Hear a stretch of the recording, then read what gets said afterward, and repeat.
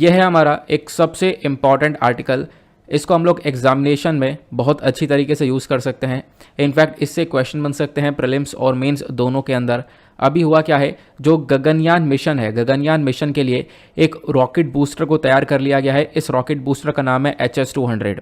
तो हुआ क्या, ये आप देख पाओगे, इस रॉकेट बूस्टर की एक प्रॉपर टेस्टिंग कर ली गई है और ये टेस्टिंग सक्सेसफुल हो चुकी है। अब इन बूस्टर्स को रॉकेट में फिट किया जाएगा। उसके बाद हम लोग इस गगनयान मिशन को लॉन्च करेंगे। गगनयान मिशन को अभी लॉन्च करने में थोड़ा सा समय लगने वाला है। एक एक करके सारी इन्फॉर्मेशन डिस्कस की जाएंगी। इस आर्टिकल को मैंने द हिंदू के वीडियो में कवर किया था, लेकिन यहाँ पे बहुत सारी अलग से इंपॉर्टेंट इन्फॉर्मेशन है और कुछ आर्टिकल जो होते हैं वो बहुत ही ज़्यादा इंपॉर्टेंट होते हैं। उनको मैं दोनों ही वीडियोज़ के अंदर लेकर चलता हूँ। तो अगर जिसने पढ़ रखा है उसका रिवीजन भी हो जाएगा, प्लस अलग से और भी इन्फॉर्मेशन जानने को मिलेगी। पहले तो मैं आप लोगों को बता दूं, ये आर्टिकल हमारे सिलेबस में कहाँ पर रिलेट हो पाएगा। तो GS पेपर 3 के अंदर एक टॉपिक आपको मिल जाएगा स्पेस टेक्नोलॉजी का, वहाँ से आप लोग इसको रिलेट कर पाओगे।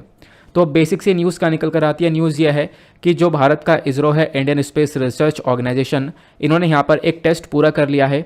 वो है एक बूस्टर का test, human rated solid rocket booster. इस बूस्टर को नाम दिया गया है HS-200। अब ये जो बूस्टर है ये गगनयान मिशन में एक सबसे बड़ी हेल्प करेगा। अब बूस्टर होता क्या है, देखो मान लो ये एक रॉकेट है, यह है GSLV रॉकेट। अब GSLV Mark 3 रॉकेट है, इसी रॉकेट का इस्तेमाल करके हम लोग गगनयान मिशन को लॉन्च करेंगे। गगनयान मिशन 3 फेज में लॉन्च किया जाएगा। पहले दूसरा जो होगा वो हमारा ट्रायल होगा, फिर तीसरे फेज में हम लोग यहाँ पर एक प्रॉपरली गगनयान मिशन को लॉन्च करेंगे। अभी 2022 के अंदर मिड में, यानी जून जुलाई के आसपास, फिर उसके बाद 2022 के एंड दिसंबर में भी आप देख पाओगे गगनयान मिशन की काफ़ी चर्चा होने वाली है। तो इस साल आप बहुत बार पढ़ने वाले हो गगनयान मिशन, इसी वजह से इसको ध्यान में रखना। अब हम कहाँ पे थे, हम डिस्कस कर रहे थे बूस्टर के बारे में। तो आपने देखा ये रॉकेट है, रॉकेट के अंदर जो ये साइड में लगा हुआ है इसी को हम लोग बोलते हैं बूस्टर। अब इसी बूस्टर की मदद से जो ये रॉकेट है ये उड़कर जाएगा, इसको एक थ्रस्ट मिलेगा और ये रॉकेट आराम से ऊपर अंतरिक्ष तक पहुंचेगा। तो ये बूस्टर का एक सबसे महत्वपूर्ण रोल रहता है। तो गगनयान मिशन के लिए जो हमारा GSLV Mark 3 रॉकेट तैयार किया जा रहा है, इसी के अंदर ये बूस्टर को लगाया जाएगा, जिस बूस्टर की भी अभी सक्सेसफुल टेस्टिंग हो चुकी है। अब इस आर्टिकल को आप देख पाओगे, बहुत सारे न्यूज़पेपर्स ऑलरेडी कवर कर चुके हैं। ये इकोनॉमिक टाइम्स का आर्टिकल है, ISRO successfully test human rated solid rocket booster. उसके बाद एक आर्टिकल आप देख पाओगे ये द हिंदू का है। बहुत सारी इंटरेस्टिंग सी इन्फॉर्मेशन आपको यहाँ पर ये देखने को मिल जाएगी। सारी इन्फॉर्मेशन एक साथ कलेक्ट करके मैं आप लोगों के लिए लेकर आ गया हूँ। अब पहले तो हम लोग इस बूस्टर के बारे में छोटी सी बेसिक सी इन्फॉर्मेशन ले लेते हैं। ये जो बूस्टर होने वाला है ये हमारे GSLV का पार्ट है, इस रॉकेट का हिस्सा होगा। हमने देख लिया कहाँ पे लगाया जाएगा, लेकिन क्वेश्चन ये है कि GSLV है क्या, इसकी फुल फॉर्म क्या है। तो इसकी फुल फॉर्म है जियो सिंक्रोनस सैटेलाइट लॉन्च व्हीकल। आप लास्ट वाला वर्ड देखो SLV, आप इससे ही समझ रहे होंगे, सैटेलाइट लॉन्च व्हीकल, यानी सैटेलाइट को अंतरिक्ष में लॉन्च करने वाला वाहन है, सैटेलाइट को लॉन्च करने वाला व्हीकल है। बस इसके आगे जियो सिंक्रोनस लगा दिया क्योंकि ये जियो स्टेशनरी ऑर्बिट पर लॉन्च करता है। अभी मैं आपको डिटेल से बताऊंगा GSLV के बारे में, डोंट वरी। जियो स्टेशनरी क्या है ये सारी बातें हम लोग कवर करेंगे। अभी फिलहाल आप यहाँ पर बूस्टर के बारे में समझो कि जो ये GSLV Mark 3 रॉकेट है, ये जो गगनयान मिशन के लिए हम लोग लॉन्च करेंगे, इसी के लिए अभी 2 बूस्टर्स तैयार कर लिए गए हैं, H-200 बूस्टर। और इस बूस्टर का जो यहाँ पर डायमीटर वगैरह है, इसके बारे में अगर हम लोग चर्चा करते हैं तो 20 मीटर का लंबा ये बूस्टर है। इसका जो डायमीटर है वो 3.2 मीटर्स के आसपास का देखने को मिलेगा। और इसी के साथ में ये दुनिया का सेकंड ऑपरेशनल बूस्टर देखने को मिलेगा जो कि सॉलिड फ्यूल का इस्तेमाल करेगा। सॉलिड फ्यूल का इस्तेमाल करने वाला दूसरा सबसे बड़ा बूस्टर ये बन गया है इंडिया के अंदर में, जो कि इसरो की साइड से बनाया गया। अब इसके डिज़ाइन और डेवलपमेंट के बारे में चर्चा करते हैं। कहाँ पे कंप्लीट किया गया है, तो इसको कंप्लीट किया गया विक्रम साराभाई स्पेस सेंटर पर, जो कि आपको केरला के थिरुवनंतपुरम में देखने को मिल जाएगा। फिर उसके बाद यहाँ पे रॉकेट के बारे में कुछ इन्फॉर्मेशन दी है। रॉकेट आप देख पाओगे GSLV Mark 3 रॉकेट होने वाला है। ये यहाँ पर आपको रॉकेट ऐसा देखने को मिलता है। ये बूस्टर होते हैं, हमने डिस्कस कर लिया। इस रॉकेट के अंदर अलग अलग स्टेज होती हैं। ये आप ऊपर जो ये वाला हिस्सा देख रहे हो ना, इसको हम लोग बोलते हैं पेलोड। अब पेलोड यहाँ पर क्या होता है, मान लो यहाँ पर हम लोग गगनयान मिशन के बारे में अगर हम चर्चा करते हैं तो गगनयान मिशन में हम लोग बेसिकली 3 लोगों को अंतरिक्ष में भेजेंगे और इन 3 लोगों में से 2 यहाँ पर मैन होने वाले हैं, 1 वेमेन होने वाली हैं। अब इन तीनों लोगों को कहाँ पे बैठाकर भेजा जाएगा, तो वो इसी पेलोड में बैठाकर भेजा जाएगा। या फिर आपका एक और क्वेश्चन होगा, हम लोग सैटेलाइट वगैरह इस रॉकेट से लॉन्च करते हैं, वो कहाँ पे रख के लॉन्च करते हैं, तो आप देख पाओगे उन सारी सैटेलाइट्स को रॉकेट के पेलोड वाले हिस्से में, यानी इस वाले हिस्से में रख के लॉन्च किया जाता है। होता क्या है, रॉकेट अंतरिक्ष में जाता है, इस पेलोड को अलर्ट कर देता है, इसमें से सैटेलाइट निकल के लॉन्च हो जाता है और बाकी रॉकेट ये अंतरिक्ष में तैरता रहता है, जिसको हम लोग स्पेस डेब्रिस या फिर अंतरिक्ष का कचरा के नाम से जानते हैं। अब इस GSLV Mark 3 रॉकेट के अंदर आपने देख लिया पेलोड क्या है। दूसरा यहाँ पे क्रायोजेनिक स्टेज आती है। क्रायोजेनिक स्टेज यहाँ पर एक खतरनाक सी स्टेज है। यहाँ पे जो टर्म्स है बहुत कॉम्प्लेक्स है। इस स्टेज को बनाने में हमें बहुत टाइम लग गया, ठीक है, बहुत टाइम बाद हमने इसको डेवलप किया। हालांकि यहाँ पर हम लोग थोड़ा रॉकेट के मामले में पीछे हो गए थे इसी क्रायोजेनिक स्टेज को डेवलप करने में। अब ये होती क्या है स्टेज, तो यहाँ पर हम लोग लिक्विड फ्यूल का इस्तेमाल करते हैं, जैसे हीलियम लिक्विड हो गया। अब आप कह सकते हो इसमें हाइड्रोजन लिक्विड और लिक्विड ऑक्सीजन का इस्तेमाल किया जाता है। अब लिक्विड हाइड्रोजन और लिक्विड ऑक्सीजन कैसे इस्तेमाल करेंगे, तो देखो इसको इसमें क्रायोजेनिक स्टेज में रखा जाता है बिल्कुल ठंडा कर बिल्कुल ठंडा। इनफैक्ट यहाँ पे आप देख पाओगे जो लिक्विड हाइड्रोजन होता है इसको -253 डिग्री सेंटीग्रेड पर हम लोग रखते हैं। उसके बाद यहाँ पर आप देख पाओगे इसी प्रकार से ऑक्सीजन को -183 डिग्री पर रखा जाता है। ये आप समझ रहे हो कि -250 और -183, तो आप तो यहाँ पर देख पा रहे होंगे कि भाई ये तो जम जाता होगा, हाइड्रोजन तो इतने में जम जाएगा, ऑक्सीजन भी जम जाएगा। लेकिन क्रायोजेनिक टेक्नोलॉजी यही एक टेक्नोलॉजी है कि इतने डिग्री पर होने के बावजूद भी यहाँ पर इसको जमने नहीं देता। तो इसी वजह से यहाँ पर इसको एक खास टेक्नोलॉजी बोला जाता है। हालांकि इसको लेकर काफ़ी विवाद हो गया था, इसरो का जासूसी कांड हो गया था इतिहास में, आपको याद होगा, है ना। वो सारी चीज़ें वो एक अलग टॉपिक है, उसके ऊपर कभी मैं बाद में चर्चा करूँगा। अभी फिलहाल हम लोग यहाँ पर जो चर्चा कर रहे हैं वो काफ़ी इंपॉर्टेंट है, उसी पर रहते हैं। क्रायोजेनिक स्टेज हमने समझा। फिर उसके बाद एक स्टेज यहाँ पर इसी रॉकेट में आप देख पाओगे, यहाँ पर ये आ जाता है हमारा लिक्विड स्टेज, ठीक है, ये वाला आप देख पाओगे। क्रायोजेनिक आपने समझ लिया, इधर फिर एक स्टेज ये आ जाता है। फिर यहाँ पर अपने बूस्टर्स आ जाते हैं। अभी फिलहाल यहाँ पर आप बूस्टर के बारे में ध्यान रखना, मैंने आपको ढेर सारी वैसे अलग से इन्फॉर्मेशन दे दी है, तो हमने इस स्ट्रक्चर को, इस पिक्चर को अच्छे से क्लियर कर लिया है। अब मैं आपको बता रहा था कि GSLV होता क्या है, क्योंकि इसी रॉकेट के अंदर इन बूस्टर्स को ऐड किया गया। GSLV यहाँ पर एक पावरफुल रॉकेट है। ये इतना पावरफुल रॉकेट है कि भारी से भारी सैटेलाइट को ले जाकर अंतरिक्ष में लॉन्च कर सकता है। कितनी दूर, तो पृथ्वी से 36,000 किलोमीटर दूर, कितना 36,000 किलोमीटर दूर पर ले जाकर सैटेलाइट को लॉन्च कर सकता है। ये इसकी पावर है। अब 36,000 किलोमीटर्स पर ले जाकर लॉन्च करने का फ़ायदा क्या होगा, थोड़ा सा हम एक यहाँ पे पिक्चर के थ्रू समझते हैं। आप यहाँ पर ये पिक्चर देखो, ये आपको अर्थ देखने को मिलेगा। अर्थ पर जो हमारे पोल्स होते हैं, जैसे कि ऊपर हो गया नॉर्थ पोल, नीचे हो गया साउथ पोल। अब इस पोल के ऊपर जो एक ऑर्बिट होता है इसको हम लोग बोलते हैं पोलर ऑर्बिट। और आपको ध्यान होगा रॉकेट हम लोग किसके बारे में चर्चा कर रहे हैं, वो है GSLV। इसी प्रकार का एक और रॉकेट होता है, वो होता है PSLV, polar satellite launch vehicle. अब जो पोलर सैटेलाइट लॉन्च व्हीकल होता है, यानी कि वो पोलर ऑर्बिट पर, नॉर्थ और साउथ पोल पर अपने सैटेलाइट को लॉन्च करता है, ठीक है। उस रॉकेट का इस्तेमाल करते हैं ताकि हम लोग सैटेलाइट को इस ऑर्बिट पर लॉन्च कर सकें। अब जो हम लोग GSLV रॉकेट का इस्तेमाल करते हैं वो हम लोग जियो स्टेशनरी ऑर्बिट के लिए इस्तेमाल करते हैं। जियो स्टेशनरी ऑर्बिट कौन सा है, जो सबसे दूर आपको देखने को मिलेगा। जियो स्टेशनरी ऑर्बिट का जो डिस्टेंस है पृथ्वी से, वो लगभग 36,000 किलोमीटर्स के आसपास देखने को मिल जाएगा। अब होता क्या है यहाँ पर, आप देख पाओगे इसका एक फ़ायदा यह है कि मान लो हमने सैटेलाइट को लॉन्च किया, सैटेलाइट यहाँ पर आ गई और इस सैटेलाइट को हमने टारगेट सेट कर दिया इसका कि ये भाई इंडिया के ऊपर ध्यान रखेगी, इंडिया के ऊपर निगरानी रखेगी। अब खास बात यह है कि पृथ्वी जैसे जैसे घूम रही होगी, आपको पता है पृथ्वी यहाँ पर घूमेगी, पृथ्वी जैसे जैसे घूम रही होगी ये सैटेलाइट भी उसके साथ साथ ऐसे ही घूमता रहेगा। ये इसकी खास बात है GSLV की। क्लियर हो गया, तो हमने जियो स्टेशनरी ऑर्बिट के बारे में भी चीज़ों को अच्छे से समझ लिया।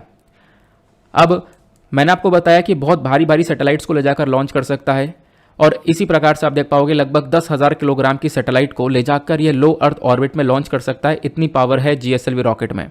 GSLV रॉकेट में क्रायोजेनिक अपर स्टेज देखने को मिलता है, ये मैंने आपको बता दिया कौन कौन से स्टेजेस होते हैं। इसको तो हमने खुद डेवलप किया, काफ़ी समय लगा। उससे पहले हम लोग अलग अलग देशों के ऊपर डिपेंडेंट रहा करते थे, यूरोप के ऊपर, अलग अलग देशों के ऊपर डिपेंडेंसी हमारी काफ़ी ज़्यादा रहा करती थी। लेकिन आज के टाइम पर इंडिया और जो हमारा इसरो है, इसरो जो कि है हमारे लिए एक प्राइड है, वो सेल्फ सफिशिएंट बन चुका है। हम लोग हर एक सैटेलाइट को लॉन्च कर सकते हैं, हमारे पास में इतनी पावर है। इनफैक्ट आज के टाइम पर हम दुनिया भर के सैटेलाइट्स को लॉन्च करते हैं, इतनी आगे हम लोग निकल चुके हैं। फिर मैंने आपको बताया इस रॉकेट के अंदर 3 स्टेज होते हैं। यहाँ पर S200 का स्टेज, फिर लिक्विड प्रोपेलेंट और क्रायोजेनिक स्टेज, जो कि हम लोगों ने डिस्कस कर लिया है। अब रॉकेट का इवोल्यूशन कैसे होता है, सबसे पहले तो आप देख पाओगे ना, हम लोग सैटेलाइट लॉन्च व्हीकल के लिए कराते हैं। SLV करके नाम होता है, फिर ASLV आता है, फिर PSLV आता है, फिर GSLV आता है, और GSL से भी बड़ा GSLV मार्क 3 आता है। मार्क 3 जो कि अभी तक का सबसे पावरफुल रॉकेट है। इसी मार्क 3 का हम लोग इस्तेमाल करने वाले हैं गगनयान मिशन में। अभी मैं आपको, जब हम लोग वीडियो का या फिर इस आर्टिकल के एंड पर आएंगे ना, तो इस आर्टिकल के एंड में मैं आपको इन सारी व्हीकल्स के बारे में एक छोटी सी इन्फॉर्मेशन दे दूंगा। हालांकि ये आर्टिकल बहुत डिटेल में डिस्कस करूंगा मैं, बहुत सारी इन्फॉर्मेशन है, क्योंकि इसको हम लोग कहीं से कहीं तक स्किप नहीं कर सकते, क्योंकि ये इस साल 3-4 बार चर्चा में आने वाला है और अगले साल भी ये चर्चा में रहने वाला है। इस वजह से यहाँ पर पूरा का पूरा एक प्रॉपर एनालिसिस करके चलेंगे। PDF आप जरूर डाउनलोड कर लेना। देखो यहाँ पे अगर हम लोग बात करें इसरो की, तो एक टाइम ऐसा था कि जो इसरो के साइंटिस्ट हुआ करते थे, आप यहाँ पर देख पाओगे, वो इस प्रकार से सैटेलाइट को लॉन्च करा करते थे। यहाँ पर आप देख पाओगे हमारे पास रॉकेट का कोई भी इतना, आप कह सकते हो कि हमारे पास इतना मॉडर्न टेक्निक्स नहीं थी।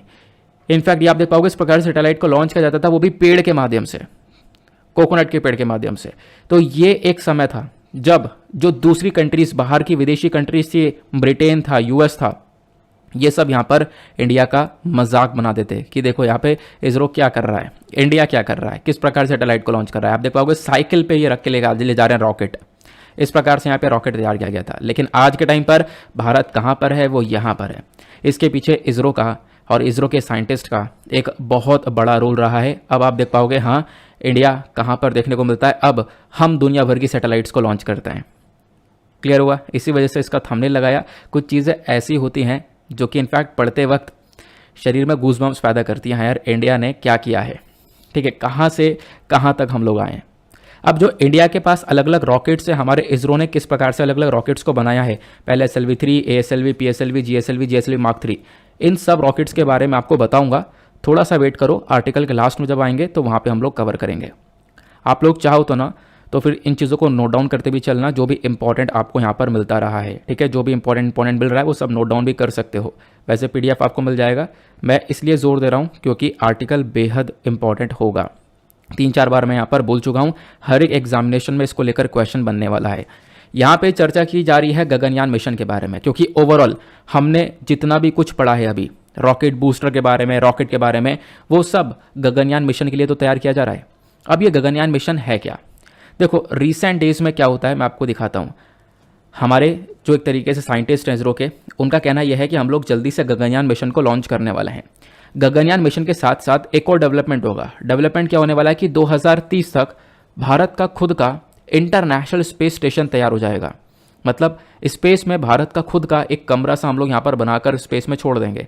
आज के टाइम पर जो इंटरनेशनल स्पेस स्टेशन है वो कुछ इस प्रकार से है। इस स्पेस स्टेशन को बहुत सारे देशों ने मिलकर बनाया है। यहाँ पे नासा ने, यानी कि जो अमेरिका का स्पेस एजेंसी है, रॉसकॉस्मोस यहाँ पे रशिया का स्पेस एजेंसी, जाक्सा जापान का, ESA यूरोप का, CSA कनाडा का, तो इन लोगों ने मिलकर यहाँ पर इस स्पेस स्टेशन को बनाया। दूसरा कंट्री आप देख पाओगे चाइना ने भी अपने स्पेस स्टेशन को बना दिया है। चाइना के स्पेस स्टेशन का नाम क्या, नीचे कमेंट सेक्शन में फटाफट टाइप कर दो। अब भारत भी 2030 तक अपना खुद का इस प्रकार से इंटरनेशनल स्पेस स्टेशन तैयार करेगा। ये तो यहाँ पर मैंने आपको बता दिया एक अलग से टॉपिक, क्योंकि ये भी आपको पता होना चाहिए। यहाँ पर इसको लेकर भी आर्टिकल के अंदर पब्लिश किया गया है। लेकिन अभी हम चर्चा करते हैं गगनयान मिशन की तरफ। गगनयान मिशन क्या होने वाला है? देखो गगनयान मिशन हमारे इसरो का एक बहुत महत्वपूर्ण हिस्सा होगा, एक बहुत महत्वपूर्ण मिशन होने वाला है। इस मिशन के अंदर में हम लोग 3 बार, मतलब आप कह सकते हो 3 फ्लाइट्स को भेजा जाएगा एक ऑर्बिट पर। हम लोग 3 बार इस मिशन को कंडक्ट करेंगे, जिसमें से पहला और दूसरा ट्रायल होगा और थर्ड में हम लोग एक प्रॉपर मिशन कंडक्ट करेंगे। थर्ड वाला जो यहाँ पे फ्लाइट भेजी जाएगी ना, उसके अंदर ह्यूमंस को भेजा जाएगा। अंतरिक्ष में 3 लोगों को भेजा जाएगा, जिसमें से 2 मेन होंगे और 1 वेमेन। ये मैंने आपको बताया। तो पहले की जो 2 फ्लाइट्स होने वाली है वो अनमैन्ड होने वाली है, वहाँ पे कोई भी इंसान नहीं होगा। पहले वाले में तो कुछ भी इंसान नहीं होगा, दूसरे वाले में एक रोबोट रख के भेजा जाएगा, तीसरे वाले में यहाँ पर डायरेक्टली 3 लोगों को भेजा जाने वाला है। आगे आते हैं। अब जो ये गगनयान मिशन मॉड्यूल होने वाला है, ये कैसा होगा, कैसे काम करेगा, इसको थोड़ा सा हम लोग समझते हैं। ये बेसिकली अर्थ के लो ऑर्बिट पर जाएगा। अर्थ का मैंने आपको बताया, अभी ऑर्बिट्स के बारे में समझा ना हमने, वहीं पर एक लो अर्थ ऑर्बिट है जो कि 300 से 400 किलोमीटर दूर है। तो जो 3 लोग अंतरिक्ष में भेजे जाएंगे वो पृथ्वी से 300 से 400 किलोमीटर ऊपर भेजे जाएंगे और वहाँ पर स्पेस में वो लोग 5 से 7 दिन रुक कर आएंगे। वो 5 से 7 दिन किस प्रकार से रुक कर आने वाले हैं, कैसे रॉकेट इन सारी चीज़ों को मैनेज करेगा वो हम लोग यहाँ पर डिस्कस करेंगे बहुत ही ज़्यादा आसान से शब्दों में। अब अगर भारत ये करने में सक्सेसफुल हो जाता है तो इसी के साथ में हम लोग बाकी सारी कंट्रीज़ के साथ में एक प्रॉपर लिस्ट के अंदर ऐड हो जाएंगे, क्योंकि अभी ये काम करने वाला सिर्फ और सिर्फ यहाँ पर 3 देश बन चुके हैं, जिसमें अमेरिका, चाइना, रशिया ये ऑलरेडी ये काम कर चुके हैं। अब चौथा यहाँ पर भारत ये काम कर रहा है। 2023 में हम लोग इसको प्रॉपर कंडक्ट कर हम भी इस लिस्ट में अपना नाम शामिल करने वाले हैं। अब आते हैं हम लोग मिशन में। ये आप देख पाओगे GSLV Mark 3 इसी रॉकेट का यूज़ करने वाले हैं। अभी हमने ये सब कुछ डिस्कस कर लिया, रॉकेट क्या है, बूस्टर क्या है, ये सब कुछ कवर किया। अब आते हैं कि कैसे उन 3 लोगों को भेजा जाएगा। मैंने आपको बताया कि जब भी हम लोग कुछ भेजते हैं अंतरिक्ष के अंदर रॉकेट के माध्यम से, तो वहाँ पे इसको पेलोड के अंदर रखकर भेजा जा रहा है। पेलोड वाला एरिया एक इंपॉर्टेंट एरिया है, तो इसी पेलोड वाले हिस्से में ये 3 लोग बैठ कर जाएंगे। लेकिन कैसे बैठ कर जाएंगे, तो इसके अंदर एक होगा क्रू मॉड्यूल जिसमें 3 लोग बैठे हुए होंगे। एक ऊपर कमरा सा बना दिया जाएगा जिसके अंदर 3 लोग होंगे, और क्रू मॉड्यूल के नीचे ही यहाँ पर एक सर्विस मॉड्यूल को ऐड कर दिया जाएगा। तो क्रू मॉड्यूल और सर्विस मॉड्यूल को हम जोड़ देंगे तो इससे ही पूरा का पूरा बन जाता है ऑर्बिटल मॉड्यूल। अच्छा, ये सर्विस मॉड्यूल को क्यों जोड़ा जा रहा है? सर्विस मॉड्यूल के अंदर भी अपने आप में एनर्जी जनरेट होगी और यहाँ पर ये फायर छोड़ता हुआ, ये पावर जनरेट करता हुआ इस पूरे हिस्से को लेकर उड़ सकता है। तो मतलब आधा सफ़र तो ये रॉकेट तय करेगा, और फिर यहाँ पर ये आधा सफ़र जो यानी कि ये हमारा क्रू मॉड्यूल और सर्विस मॉड्यूल है, ये दोनों तय करेंगे, क्योंकि इसमें से यहाँ पर आग निकलेगी और ये हमारे अंतरिक्ष में लेकर जाएगा इन 3 लोगों को। अब वो कैसे होने वाला है इसको भी समझेंगे हम लोग आगे। बाकी मैंने आपको समझा दिया कि लो अर्थ ऑर्बिट पर यानी कि इस वाले एरिया तक हम लोग यहाँ पर जाने वाले हैं। पृथ्वी से 300 से 400 किलोमीटर की ऊंचाई पर हम लोग जाने वाले हैं।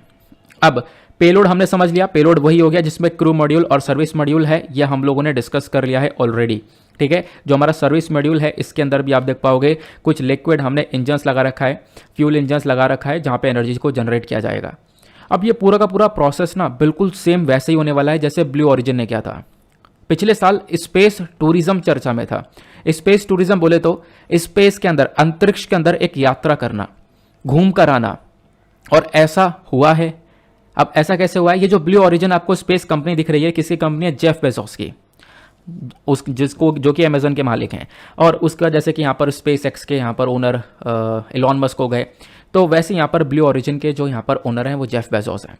तो इनकी जो यहाँ पर पूरी की पूरी स्पेस कंपनी है, इन्होंने एक काम करके दिखाया था। इन्होंने यहाँ पर ऐसे ही बिल्कुल एक काम किया था। इन्होंने यहाँ पर आप कह सकते हो अपना रॉकेट तैयार किया, इसके अंदर ये पूरा का पूरा एक कमरा बनाया, कैबिन बनाया, जिसके अंदर लोगों को बैठाकर अंतरिक्ष में घुमा कर लेकर आए। वैसा ही बिल्कुल गगनयान मिशन होने वाला है। अब गगनयान मिशन का जो लॉन्चिंग होगी वो किस प्रकार से होगी इसको समझते हैं। यहाँ पे आप देख पाओगे जो GSLV Mark 3 है, इसको हम लोग एक और नाम से जानते हैं, LV-M3 के नाम से। LV-M3 का मतलब है लॉन्च व्हीकल Mark 3, और ये बेसिकली यहाँ पर मैंने आपको समझा दिया रॉकेट के सारे प्रोसेस की क्या क्या यहाँ पर होगा, वो हमने ऑलरेडी डिस्कस कर लिया, वो चीज़ें वापस से यहाँ पर रिपीटेड हैं। मैंने आपको बताया कि जो पहली टेस्टिंग होगी वो बिल्कुल खाली होगी, हम लोग यहाँ पे किसी भी इंसान को नहीं भेजेंगे, तो एक पहला फ्लाइट टेस्टिंग हो जाएगी। पहली फ्लाइट टेस्टिंग कब होगी? तो ये हमारे साल 2022 के लगभग यहाँ पर आप कह सकते हो 2-3 महीने बाद ये देखने को मिलने वाली है। फिर दूसरी टेस्टिंग कब होगी? तो इस साल के एंड में दिसंबर के आसपास आप देख पाओगे। एक और जो सेकंड टेस्टिंग होगी वो इंटरेस्टिंग होगी। सेकंड टेस्टिंग के अंदर हम लोग इस रॉकेट में एक रोबोट भेजेंगे, उस रोबोट का नाम है व्योमित्र। अब यहाँ पर आप देख पाओगे ये है वो रोबोट, इस रोबोट को यहाँ पर भेजा जाएगा इसमें रखकर। फिर फाइनली हम लोग एक थर्ड टेस्टिंग करने वाले हैं, वो कब करेंगे? साल 2023 के अंदर। तो फाइनली साल 2023 के लिए हम लोग गगनयान मिशन को तैयार कर रहे हैं अभी से ही। तो साल 2023 में हम लोग अपने क्रू मेंबर्स को प्रॉपरली स्पेस में सेंड कर पाएंगे। अब गगनयान मिशन के अंदर क्या क्या होने वाला है, rocket, crew module, service module, ये सब क्या है होने वाला है हमने डिस्कस कर लिया। अब फाइनली ये वर्क कैसे करेगा इसको थोड़ा सा हम समझते हैं कि आखिरकार स्पेस में पहुंचेंगे कैसे। तो ये पूरा का पूरा जो मिशन है ये लॉन्च किया जाएगा श्रीहरिकोटा से। श्रीहरिकोटा में GSLV Mark 3 रॉकेट रख दिया गया, इस रॉकेट में पेलोड रख दिया गया, यहाँ पर वो 3 क्रू मेंबर्स हैं, ठीक है। अब इस रॉकेट को छोड़ दिया गया। अब जैसे ये रॉकेट छूटता है 16 मिनट में ये रॉकेट हमारे लो अर्थ ऑर्बिट तक पहुँच जाएगा जहाँ पर हमें इसको पहुँचाना है। अब जैसे यहाँ पर 16 मिनट के अंदर अंदर ये रॉकेट हमारे लो अर्थ ऑर्बिट पर पहुंचा, ये क्या करेगा? अपने रॉकेट में से जो पेलोड वाला हिस्सा है ना, जिसके बारे में हम लोग चर्चा कर रहे थे, यहां पर क्रू और सर्विस मॉड्यूल, ये पेलोड वाला जो हिस्सा हो गया, ये हिस्सा रॉकेट से अलग हो जाएगा। ठीक है, रॉकेट यहाँ पे अलग हो गया, ये रॉकेट अलग हो जाएगा और ये वाला जो हिस्सा अंदर दिख रहा है ना, ये अलग हो जाएगा, ये रॉकेट से बाहर निकल जाएगा। तो लो अर्थ ऑर्बिट तक पूरा रॉकेट पहुंचा। रॉकेट पहुंचने के बाद में ये वाला हिस्सा अलग हो गया ऊपर, और ये वाला हिस्सा अलग होने के बाद में इस प्रकार से वो हमारे स्पेस में, अंतरिक्ष में तैरता रहेगा 5 से 7 दिन तक, 5 to 7 डेज तक यहाँ पर इस प्रकार से वो तैरेगा अंतरिक्ष के अंदर। और फिर ये नीचे आना चालू होगा। जब ये नीचे आना चालू होगा तो इसका जो सर्विस मॉड्यूल है, जिसकी पावर जनरेशन की मदद से आ गया था, तो सर्विस मॉड्यूल तो इसमें से अलग हो जाएगा और क्रू मॉड्यूल जिसके अंदर लोग बैठे हुए हैं वो अलग हो जाएगा। अब सर्विस मॉड्यूल तो अंतरिक्ष में रह जाएगा, ठीक है, वहां पर वो स्पेस का कचरा बन गया, लेकिन जिसमें लोग बैठे हुए हैं वो नीचे गिरना चालू होगा, फिर नीचे गिरना चालू होगा और नीचे गिरता रहेगा। तो आप कहोगे क्या इस प्रकार से लैंडिंग होगी? नहीं, अगर इस प्रकार से लैंडिंग होगी तो फिर यहाँ पर ये जो क्रू मॉड्यूल है ये ऊपर ही जल के खत्म हो जाएगा। ऐसा नहीं होने वाला, लैंडिंग तो होगी, लेकिन अब गिरेगा जब नीचे तो इसकी स्पीड को कंट्रोल करना है, क्योंकि इसकी स्पीड अगर कंट्रोल कर लेते हैं तो आराम से इसको लैंड करवा लेंगे। लेकिन कोई चीज़ है ही नहीं यार लैंड करवाने की, तो कैसे लैंड करवा सकते हैं? तो यहाँ पे दिमाग ये है कि जैसे ये नीचे गिरना चालू होगा, इसमें से पैराशूट निकल कर आएंगे 2। अब वो पैराशूट जैसे ही आएंगे, इसकी जो स्पीड है वो नियंत्रण में आ जाएगी, उसकी गति जो है वो कंट्रोल हो जाएगी। अब जैसी स्पीड कंट्रोल हो जाएगी भाई, ये धीरे धीरे धीरे धीरे धीरे धीरे उतरेगा कहाँ पर? गुजरात के अरेबियन सी पर ये धीरे धीरे से उतर जाएगा।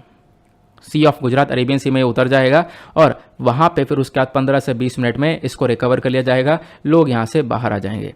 तो ये हमारा मिशन होने वाला है जो हम लोग साल 2023 में कंडक्ट करेंगे। क्लियर हो गया? आई होप आपने बहुत कुछ यहाँ पे जाना है और एक एक बात बहुत अच्छे से समझ में आई है। अब इस पूरे मिशन में लगभग यहाँ पर 10,000 करोड़ तक का खर्चा आएगा। 2022 में और 2023 तक फाइनल लॉन्च हो जाएगा और इसी के साथ में भारत इसको प्रॉपर जब कंडक्ट कर लेगा तो यूएस, रशिया, चाइना के बाद में भारत चौथा कंट्री बन जाएगा इस लिस्ट में ऐड होने वाला। ये हमने डिस्कशन कर लिया। अब ये तो हो गई 2023 के मिशन। अब 2022-23 में हम लोग और भी बहुत सारे मिशंस लॉन्च करने वाले हैं। कुछ और भी हमारे पास अपकमिंग मिशंस है। वो कौन कौन से हैं? पहला है Shukrayaan mission, Shukrayaan Venus mission. Venus के ऊपर हम लोग अपने इस मिशन को भेजेंगे। अभी यहाँ पर इसकी जो डेट है वो 2023 से 24 कर दी गई है। रिसेंट डेज में यहाँ पर एक अपडेट आ चुका है।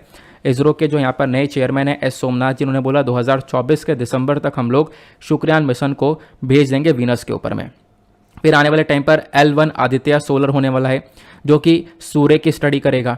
फिर उसका चंद्रयान 3 मिशन होने वाला है, ये बहुत इंपॉर्टेंट मिशन होने वाला है। ठीक है, हमारा चंद्रयान 2 लॉन्च हुआ था, उसके बाद में चंद्रयान 3 हम लोग यहाँ पे लॉन्च करने वाले हैं। तो ये कुछ अपकमिंग मिशंस हैं आने वाले टाइम पर जिनको लॉन्च किया जाएगा। अब जैसा मैंने आप लोगों को स्टार्टिंग में बताया था कि इंडिया के पास में जो रॉकेट्स हैं वो अलग अलग हैं। अभी जो हम लोग गगनयान मिशन जिसके बारे में हमने ये सारी कहानी समझी है वो GSLV Mark 3 रॉकेट के माध्यम से हम लोग लॉन्च करेंगे। लेकिन यहाँ पर जो ये GSLV Mark 3 है प्लस GSLV है, PSLV है, ये रॉकेट कब कब आए, कैसे डेवलपमेंट हुआ, इसरो ने कितना कुछ किया, थोड़ा इसका इतिहास भी जान लेते हैं, ये भी इंपॉर्टेंट है। देखो, जब हम लोग बात करते हैं लॉन्च व्हीकल्स की, यानी सैटेलाइट को लॉन्च करने वाले जो हमारे व्हीकल्स हैं, रॉकेट्स हैं, ये अलग अलग प्रकार के हैं। सबसे पहला रॉकेट हमारे पास आता है SLV। इसका नाम होता है सैटेलाइट लॉन्च व्हीकल, सिर्फ और सिर्फ सैटेलाइट लॉन्च व्हीकल। ये पहला ऐसा रॉकेट होता है जिसको इसरो डेवलप करता है और नाम देता है SLV। फिर SLV के बाद आता है उसके बाद दूसरा ASLV। ASLV मतलब ऑगमेंटेड सैटेलाइट लॉन्च व्हीकल। अब SLV और जो ASLV है दोनों यहाँ पे क्या कर सकते हैं, छोटी छोटी सैटेलाइट्स को अंतरिक्ष में लॉन्च कर सकते हैं। कितनी छोटी लाइट सैटेलाइट हो सकती है? तो कितनी छोटी, सा मतलब यह है उसका जो वजन है लगभग 150 kg के आसपास होगा। तो यहाँ पर उसको प्रॉपरली बहुत आराम से लो अर्थ ऑर्बिट तक लॉन्च किया जा सकता है SLV और ASLV के माध्यम से। तो स्टार्टिंग में हम लोग छोटी सैटेलाइट्स को लॉन्च करने के लिए इन दोनों लॉन्च व्हीकल को बनाए। अब जो ये ASLV है इसने ऑपरेट किया लगभग 1990s तक। उसके बाद आता है PSLV। उसके बाद यहाँ पर इसरो ने डेवलप किया PSLV। तो आपने देखा SLV, ASLV, देन PSLV। अब 1990s में जब यहाँ पर PSLV आता है जिसको हम लोग बोलते हैं पोलर सैटेलाइट लॉन्च व्हीकल, जो ये PSLV है इसको सबसे पहली बार लॉन्च कर दिया गया था 1994 में। उसके बाद यहाँ पर ये इसरो का मेन रॉकेट है। इनफैक्ट आज तक हम लोग काफ़ी सारे मिशन में PSLV का इस्तेमाल करते हैं और अभी तक तो PSLV के अंदर हम लोग बहुत सारा इम्प्रूवमेंट कर चुके हैं।